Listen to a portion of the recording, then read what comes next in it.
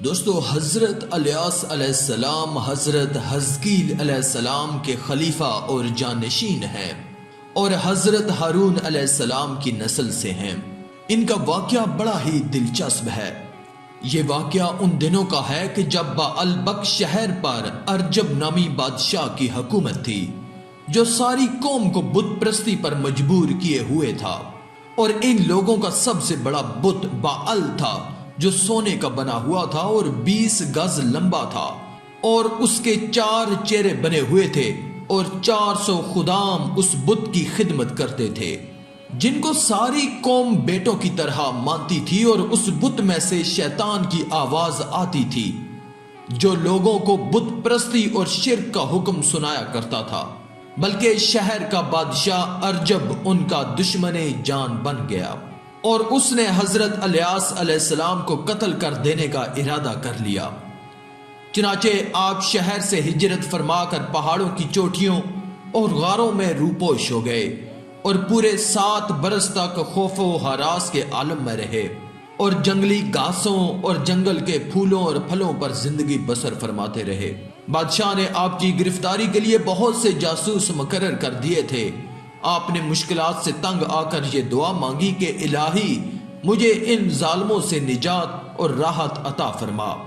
تو آپ پر وحی آئی کہ تم فلاں دن فلاں جگہ پر جاؤ، اور وہاں جو سواری ملے بلا خوف اس پر سوار ہو جاؤ۔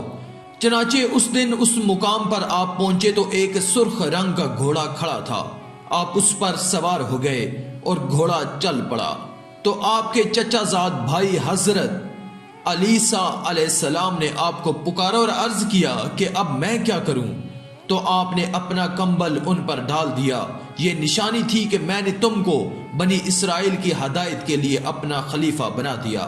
پھر اللہ تعالیٰ نے آپ کو لوگوں کی نظروں سے اوجھل فرما دیا، اور آپ کو کھانے اور پینے سے بے نیاز کر دیا، اور آپ کو اللہ تعالیٰ نے فرشتوں کی جماعت میں شامل فرما لیا۔ اور حضرت علیسیٰ علیہ السلام نہایت عزم و ہمت کے ساتھ لوگوں کی ہدایت کرنے لگے۔ چنانچہ اللہ تعالیٰ نے ہر دم ہر قدم پر ان کی مدد فرمائی، اور بنی اسرائیل آپ پر ایمان لائے اور آپ کی وفات تک ایمان پر قائم رہے۔ دوستو، حضرت الیاس علیہ السلام کو اللہ تعالیٰ نے تمام پہاڑوں اور حیوانات کو آپ کے مسخر فرما دیا، اور آپ کو 70 انبیاء کی طاقت بخش دی۔ غضب و جلال اور قوت و طاقت میں حضرت موسیٰ علیہ السلام کا ہم پلہ بنا دیا۔ روایت میں آتا ہے کہ حضرت الیاس اور حضرت خضر علیہ السلام ہر سال کے روزے بیت المقدس میں ادا کرتے ہیں، اور ہر سال حج کے لیے مکہ مکرمہ جایا کرتے ہیں، اور سال کے باقی دنوں میں حضرت الیاس علیہ السلام تو جنگلوں اور میدانوں میں گشت فرماتے رہتے ہیں، اور حضرت خضر علیہ السلام دریاؤں اور سمندروں کی سیر فرماتے رہتے ہیں۔ اور یہ دونوں حضرات آخری زمانے میں وفات پائیں گے، جبکہ قرآن مجید اٹھا لیا جائے گا۔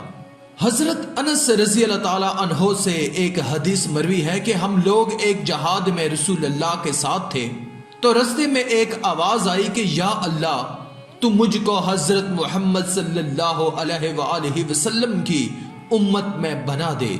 تو حضور صلی اللہ علیہ وآلہ وسلم نے فرمایا کہ اے انس، تم اس آواز کا پتہ لگاؤ۔ تو میں پہاڑ میں داخل ہوا تو اچانک یہ نظر آیا کہ ایک آدمی نہایت سفید کپڑوں میں ملبوس لمبی داڑھی والا نظر آیا۔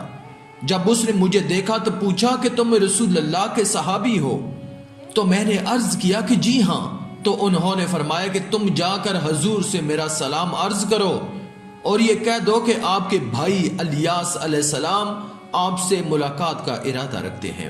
چنانچہ میں نے واپس آ کر حضور سے سارا معاملہ عرض کیا، تو آپ مجھ کو ہمراہ لے کر روانہ ہوئے، اور جب آپ ان کے قریب پہنچ گئے تو میں پیچھے ہٹ گیا۔ پھر دونوں صاحبان دیر تک گفتگو فرماتے رہے، اور آسمان سے ایک دسترخوان اتر پڑا تو رسول اللہ نے مجھے بلایا۔ میں نے دونوں حضرات کے ساتھ میں کھانا کھایا۔ جب ہم لوگ کھانے سے فارغ ہو چکے تو آسمان سے ایک بدلی آئی، اور وہ حضرت الیاس علیہ السلام کو اٹھا کر آسمان کی طرف لے گئی، اور میں ان کے سفید کپڑوں کو دیکھتا رہ گیا۔ دوستو، قرآن مجید میں ہے کہ اور بے شک الیاس پیغمبروں سے ہے، جب اس نے اپنی قوم سے فرمایا کیا تم ڈرتے نہیں؟ کیا بعل کو پوجتے ہو اور چھوڑتے ہو سب سے اچھا پیدا کرنے والے اللہ کو جو رب ہے تمہارا اور تمہارے اگلے باپ دادا کا، پھر انہوں نے اسے جھٹلایا تو وہ ضرور پکڑے آئیں گے، مگر اللہ کے چنے ہوئے بندے اور ہم نے پچھلوں میں اس کی ثنا باقی رکھی۔ سلام ہو الیاس پر، بے شک ہم ایسا ہی صلہ دیتے ہیں نیکوں کو، بے شک وہ ہمارے اعلیٰ درجہ کے کامل ایمان بندوں میں سے ہے۔ دوستو، حضرت الیاس علیہ السلام کے اس واقعے سے سبق ملتا ہے کہ یہودیوں کی ذہنیت اس قدر مسخ ہو گئی تھی کہ کوئی ایسی برائی نہیں تھی جس کے کرنے پر یہ لوگ حریص نہ ہوں۔ باوجود ان میں ہدایت کے لیے مسلسل انبیاء کرام تشریف لاتے رہے، مگر پھر بھی بت پرستی ان لوگوں سے نہ چھوٹ سکی۔ پھر یہ لوگ اعلیٰ درجے کے جھوٹے اور رشوت خور بھی تھے، اور اللہ تعالیٰ کے مقدس نبیوں کو ایذائیں دینا اور ان کو قتل کر دینا ان ظالموں کا محبوب مشغلہ رہا ہے۔ بہرحال ان ظالموں کے واقعات سے جہاں ان لوگوں کی بدبختی نظر آتی ہے، وہیں ہم لوگوں کو یہ نصیحت اور عبرت بھی حاصل ہوتی ہے کہ اب جب کہ نبوت کا سلسلہ ختم ہو چکا ہے تو ہمارے لیے بے حد ضروری ہے کہ اللہ کے آخری پیغام یعنی اسلام پر مضبوطی سے قائم رہ کر یہودیوں کے ظالمانہ طریقوں کی مخالفت کریں اور کفار کی طرف سے پہنچنے والی تکلیفوں اور مصیبتوں پر صبر کر کے اللہ کے مقدس نبیوں کے اسوائے حسنہ کی پیروی کریں۔ آخر میں اللہ تعالیٰ سے دعا ہے کہ اللہ تعالیٰ ہمیں نیک اعمال کرنے اور برائی سے بچنے اور بچانے کی توفیق عطا فرمائے، آمین۔ آج کی اس ویڈیو میں تھا بس اتنا ہی۔ مزید اسلامی ویڈیوز حاصل کرنے کے لیے ہمارے اس چینل کو سبسکرائب کر دیں اور ساتھ میں موجود بیل کے آئیکن کو دبا کر آل پر کلک کر دیں۔ شکریہ۔